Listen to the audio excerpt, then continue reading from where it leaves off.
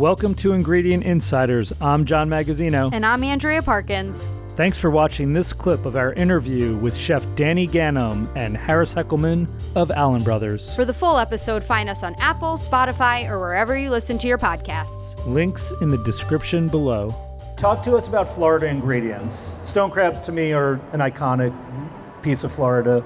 Grouper. What are some of the other things that we can find at the restaurant that are Florida products? So we have, same as we have partnerships with Allen Brothers and Chef's Warehouse, but also small farms. Small farms, swank farms, tiny farms, French farms also we use them. Also we have small fishermen from literally, we get our oysters from Serenor, which is like in Panacea, Florida. The Panhandle, right, maybe like an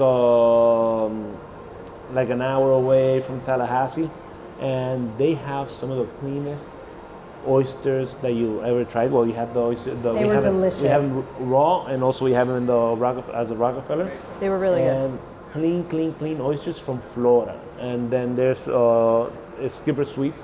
And then we also bring in some of the Royal Red Shrimps from St. Augustine. And whenever we have, great relationships from the Florida Keys, when I used to live in the Florida Keys, with some of the fishermen over there. But it's all about, relationships, curating those experiences for the guests. But it's something that the story behind it for every single bite. Do you feel like Miami cuisine is kind of I don't want to say up and coming, but I feel like it's having a moment, or it's really like starting to define itself in a way in the last, I'm going to say 5 or 6 years. Yeah, like we were saying earlier, I think this is culinary capital of the United States. 100%. I mean, and the same breadth as Los Angeles, New York, and any other city.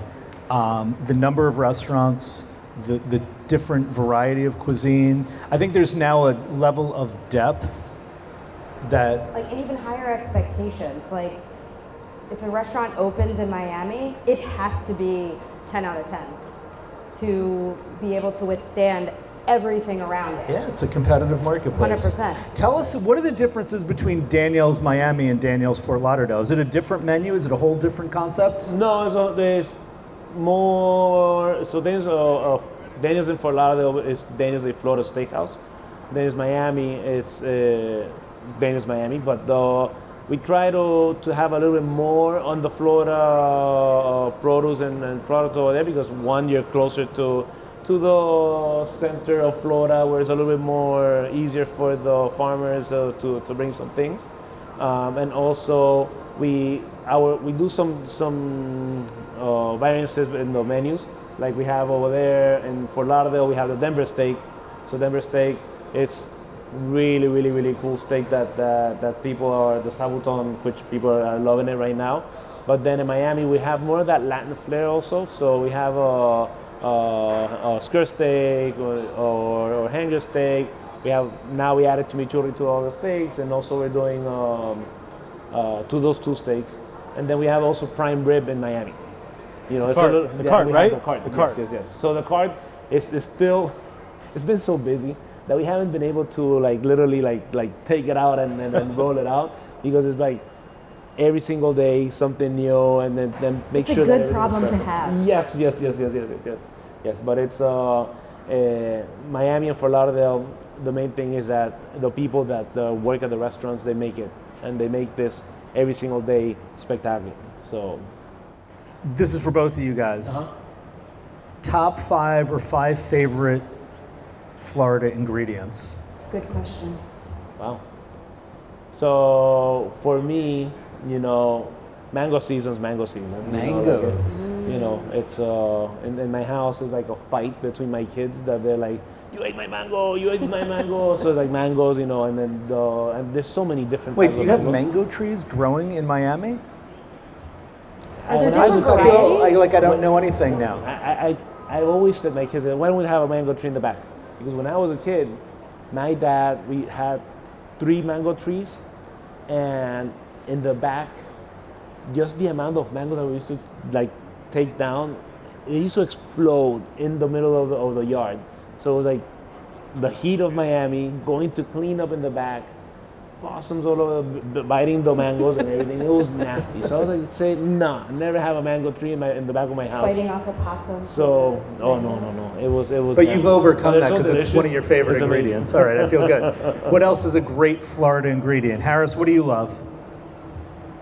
You know I'm the protein guy. So in Florida, outside of Danny's beef that he buys from his Wagyu guy, the local guy, we get Florida oysters that Jordan Kassoff, who's by the seafood, can tell you all about. I am not the expert in oysters. This is all news to me. I never think of Florida for oysters. Amazing. Never. People have tried it for many years. It like has it goes for a year and then it goes off. But the one that Danny has is a great farm up in the Panhandle, and then the one that we have, again, Jordan knows better than me. We're probably selling like 50 boxes a week. So Florida oysters for protein. I mean, there's nothing like, I don't say that Florida beef eats good. We're Midwest, all that's how we do our business. But yeah, I'm trying to be not a non-meathead. What about grouper? I'll say oranges. Oh yeah, so all right, good. There we go. Because that's what I like. When I come to Florida, Grouper? I see grouper. You don't see grouper on menus. Very rare in the It's been- Northeast or other parts. So great segue. Thanks for the backup, Max. So grouper, snapper are really the two big things outside of Stone. So we pick up 3 days a week in Madeira Beach, which is up the Gulf, and that's where we get our domestic grouper, and domestic snapper. Wild? Yeah, Or it's farm raised? wild, and I was clear when I said domestic for a reason. Like, there's a lot of grouper in the market that's not domestic. People, it's cheaper, and when someone says grouper versus grouper, but ours really is from the dock to the dish. When I think about it, we acquired Dock to Dish, and it's exactly that, right? We have a partnership with the guy up there, and then we've got Jimmy Bus for swordfish, and then we've got the stone crab people. So just like on the meat side, our fresh seafood program is really about quality every day, because fish is hard. It comes in, you gotta ice it, you gotta re-ice it. It's a very hard business to operate, and we don't take any shortcuts. Like the Allen Brothers of Florida started it as a fish business up in Orlando, and now you see 5 years later the plant and where we've came. So those would be our grouper, mahi, snapper, stones, sword. You said something else that I think like immediately oranges, That's right? what I was thinking. Yeah. I was like, oranges. I can just say oranges because it's oranges in Florida. I was Citrus. thinking tomatoes because Florida has really good tomatoes. But I don't think of Florida tomatoes. I don't Well, know. the there. tomatoes now is our season. So people go, tomatoes in December, strawberries in December. Our I harvest had season that starts thought like now. Yes, with yes, the yes. hamachi crudo. I was like, strawberries. Wait, so they're harvesting strawberries now in the month of Yes, October? Yes. So start strawberries, the tomatoes. Then also we get at this time of the year you'll get all the lettuces, all the zucchinis. It's like spring right now. It's our spring. Beautiful vegetable, beautiful fruit coming out also. So not the tropical ones, but you will see that too. So let's jump to talk about Miami restaurants in general. Danielle's, super hot spot. Monday night, we said it earlier, I turned around, the restaurant was packed. People were waiting at the front desk. I was like, this is wild.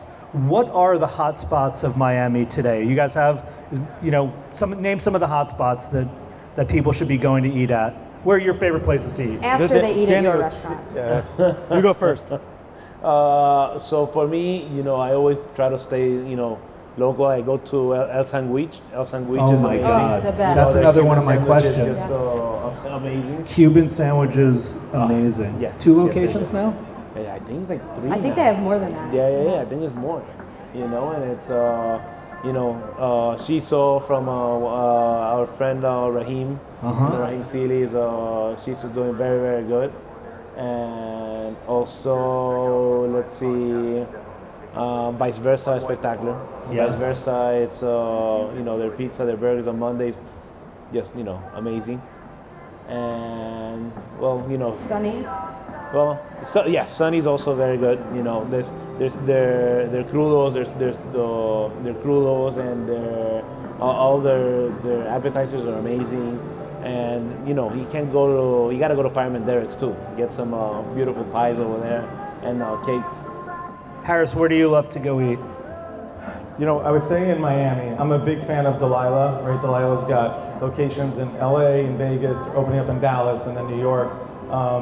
It's a great restaurant group out of the West Coast. I think they're doing a really good job. I would say that the other group that's really hot right now is the RDG group, who is Mila, which is, as well as Claudie. Claudie is their new concept, and it is really impressive. Just beautiful room. So I would say Delilah, Claudie, Mila. Trying to think where else, like down in South Florida, Catch and Cut in Fort Lauderdale is brand new. That's more of a traditional steakhouse, but also stone crab, sushi. What about Cote? Cote does a great job. Yeah, they got multiple locations. They're opening up in the Venetian. They already opened, I think, 2 weeks ago. Trying to think what else comes to mind. I think those are like the core ones. Thanks for listening to this episode of Ingredient Insiders. You can find the products we discussed on today's episode at chefswarehouse.com or your favorite specialty retailer. And don't forget to follow us on Instagram @Ingredient Insiders and Chef's Warehouse @Where Chefs Shop.